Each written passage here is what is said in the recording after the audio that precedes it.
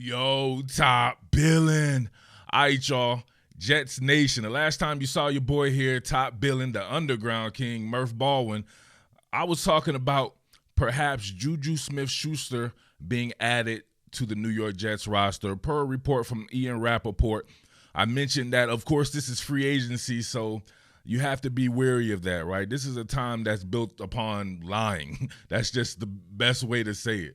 I won't say that it was lying for the fact that they were talking with Juju Smith-Schuster, but sometimes it could be just posturing if you understand free agency. You got a whole bunch of people who want to get paid the most going against a whole bunch of people who want to pay them the least.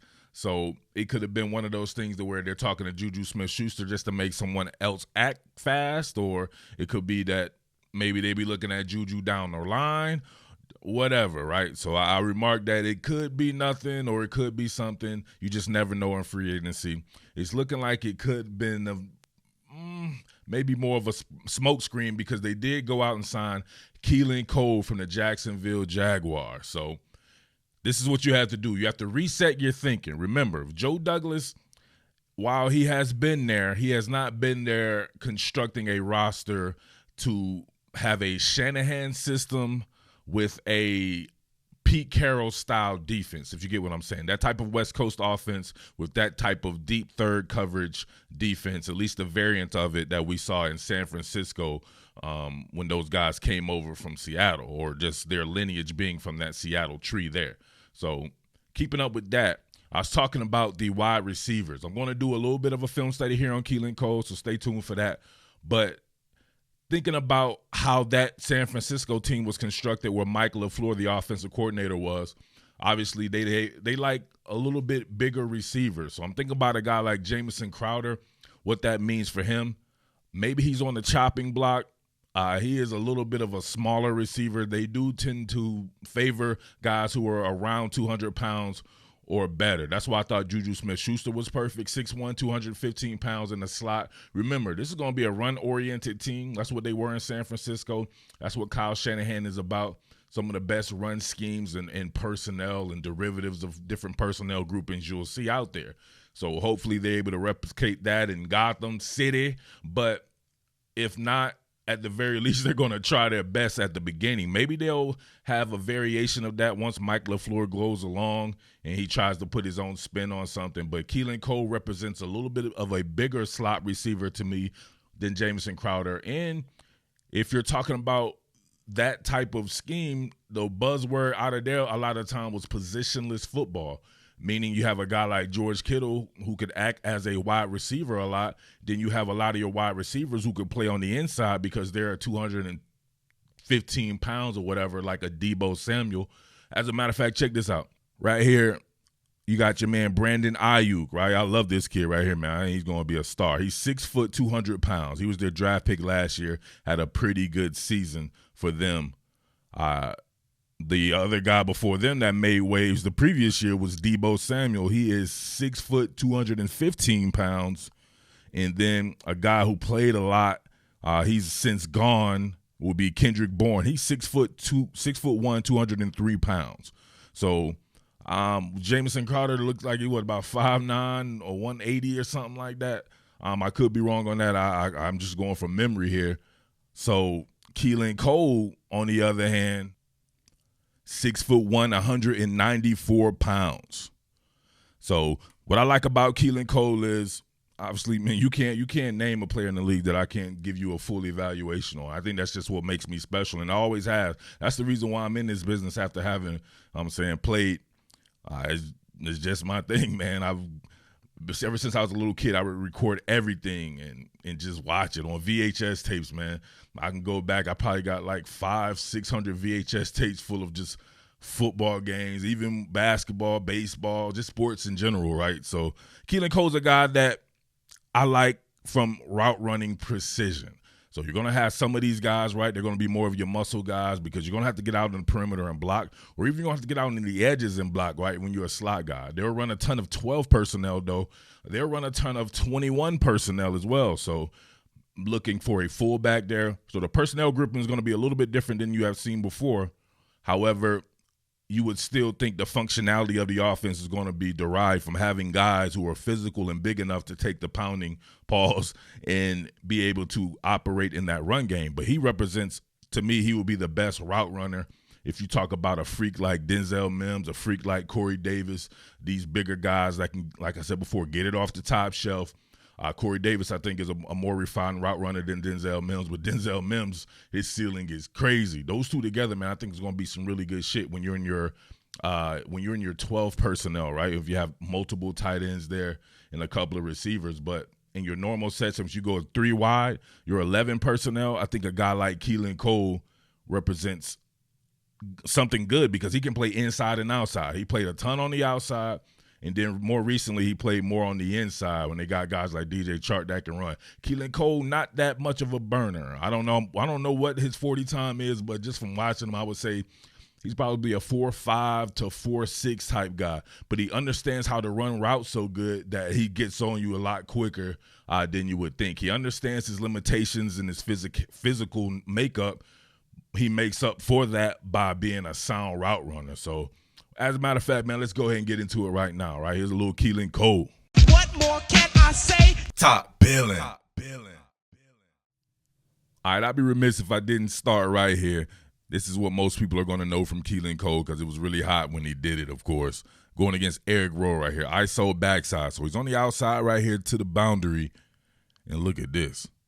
Rhythm hezzy. Oh, you probably couldn't see it that good from that side, but from this one you can. Oh, my God. Every time I used to see that, I was like, good Lord, what type of dexterity do you have to have for that? So you can see him right there. He already has rows stacked. He has rows stacked. Blake Bortles puts it on him. Look at the ball. It's humming. He's able to detonate that bad boy, right? Detonate that missile. And look at that. Could be a damn logo somewhere or something like that. Haul that bad boy in right there. So him getting vert. He's able to get vert despite the limitations with his speed, like I said before, because he's such a precise route runner there. So we go back, see how he got there. Rowe gave him a look, no hands-on man, right? So always make sure you put hands on man. You got a guy that can run routes like that. You're probably scared to do that. So he gives him a free release. He's working with a cold approach there. Immediately stacked off of that hesitation right there. Turns to locates, stabs it. Nasty. All right, the nuances of route running here. You got a 2-man route combination. You got my boy DJ Chark here running a corner route. Keelan Cole here on the outside. He's going to be running a whip route. So bang it inside, reverse pivot back outside. You know what I'm saying? A pivot route, whip route, whatever you want to call it there. So you can see his ability to sink his hips. Remember, 6'1", 194 pounds. More of a mid-sized receiver. Get in and out, catch it. You can see a little bit better right here. Sink those hips, explode out, touchdown. Real easy right there. The nuanced route runner. You can get him to do little certain things. Maybe you would get a Jamison Crowder to do, but just in a bigger frame here. You see him really selling the imports into this like it could be a slant. Really sell that, stick that foot in the ground, sink those hips, explode out. Gardner Minshew does a good job here leading them out there. Pretty much an easy touchdown there.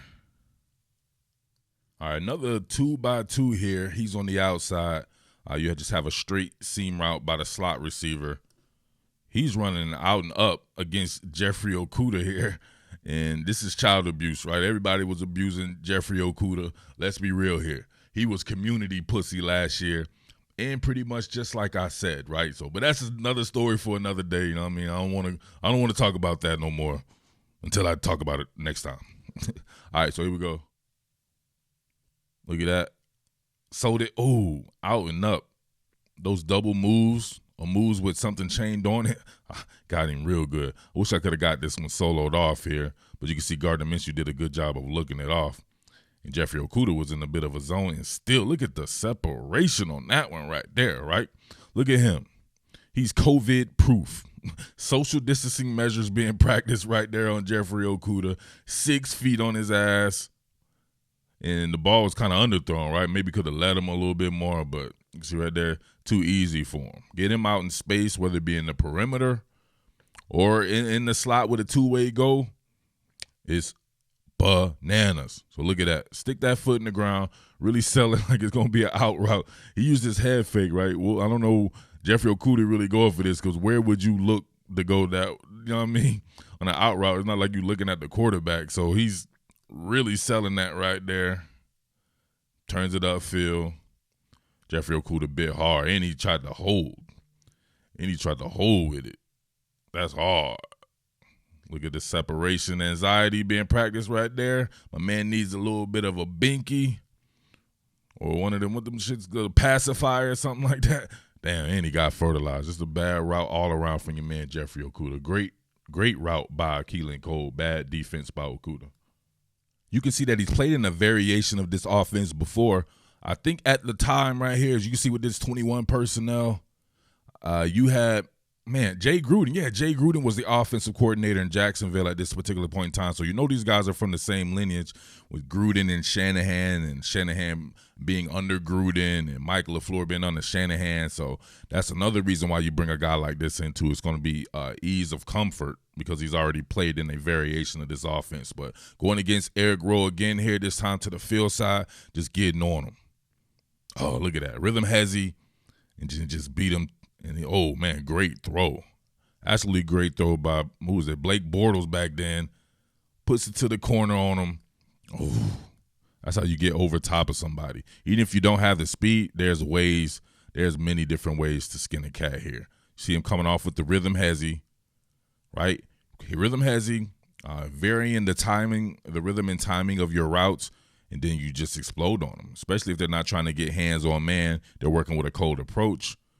You stack them right there. He can't do anything but interfere if he wants to get to the ball, if it's a perfectly placed ball. But you can see right there, man, that's a ton of separation there. And Blake Bortles puts it to the corner. It's nasty. That's hard. Zone recognition, that's one thing that he has as well. A lot of people don't understand. A lot of time when you're working against zone, this is a field thing, and you're reading certain keys and certain tendencies in the zone, and then you and the quarterback have to be on the same page. Double verts right here, double vertical routes of the seam variety here, and he's going to come underneath right there on a dig. However, they got the deep third coverage working here and being able to read the underneath defenders on the fly and being able to adjust to that, and him and Minshew on the same page right here. So he's got some football intelligence to him as well. Look at that. Too easy. Get you a little bit of yak as well. Not the biggest yak guy like a Denzel Mims would be. Here's another one right here as well. We'll go back to that first one. Going back, you see the leverage right there from Jeffrey Okudah. You can see you having to realize the leverage from Jeffrey Okudah and knowing the depth right here of this dig, being able to time this out right here, getting spacing right there. Him and Gardner Minshew on the same page. It's all good. On this one right here, coming out the gate, you can see the underneath coverage there and having to read the leverage of this linebacker. If this guy, instead of bumping off right here and on this sinking bell here, you would have had him shadowing in with the inside leverage. He probably would have bent it to the inside right here, but goes to the outside, able to sit down, get himself a nice little, 6-7 yard gain. Back in the slot here, going against some physical man coverage, so you can see he's able to work off that physicality. It doesn't matter to him.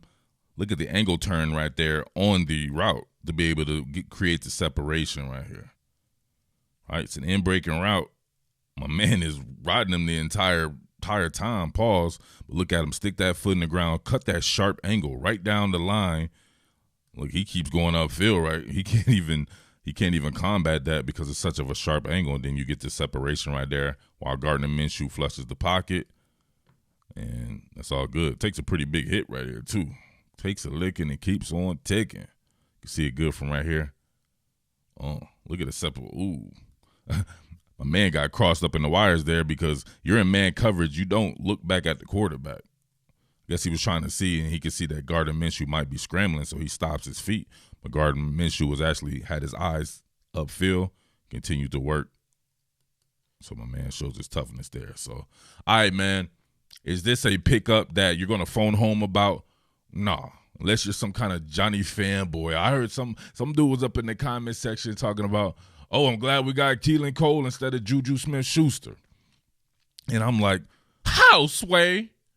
Like, there's no way in America that you could think and say that with a straight face unless you're being Johnny fanboy. However, Keelan Cole is a very solid pickup. I'm not here to lie to you. Very solid pickup for what he can do and being able to complement the guys that you have on the outside. Juju Smith-Schuster is probably a little bit more representative of the guys that you have on the outside, but Keelan Cole can be a little bit more of a compliment with his route running, maybe get open a little sooner or a little bit more sudden in that manner, and the versatility to play inside, outside. But Juju Smith-Schuster would be the pickup. Hopefully they're still working on that. I can still see them adding someone in the draft, though. To me, if you sign a guy like this to a one-year deal, you're probably thinking about the salary cap and how it will increase next year. Then you can go out and get some other people. So they're going to work with what they have this year, but I would look for them to look for a similar player in the draft. Maybe you come up with a Juju Smith-Schuster or a Brandon Ayuk type player in the draft, because there are several. I'm here to tell you right now, Monroe St. Brown from USC. A lot of people aren't talking about him. He may be pound for pound the most physical guy I've ever seen, right? He used to kill everybody. He is like Steve Smith Jr. He is that physical. He's about 6 foot, 200 pounds, so he represents a Brandon Ayuk type yak and all that. He will be perfect for the New York Jets there. You can play him in the slot. You can play him out wide. He can do a lot of different things there. He can go get it. I'm telling you, man, he's phenomenal. I'll do something on him before, but he's one of my favorite high school players I've ever been around, and he did really good at USC as well. So Keelan Cole, a very nice pickup for the New York Jets. It feels different there. I like with the direction that they're going. I love both schemes. We shall see how it works out, though, but I'll continue to cover it right here. Make sure you subscribe. Make sure you like this bad boy, right? The views to likes be killing me, man. You guys got to hit that thumbs up button, man. If you're watching, if you're a hater, hit the thumbs up button, man. Haters can contribute too, all right? It's your boy Murph, the Underground King, top Billin Sports, and I am out. Peace. What more can I say? Top Billin.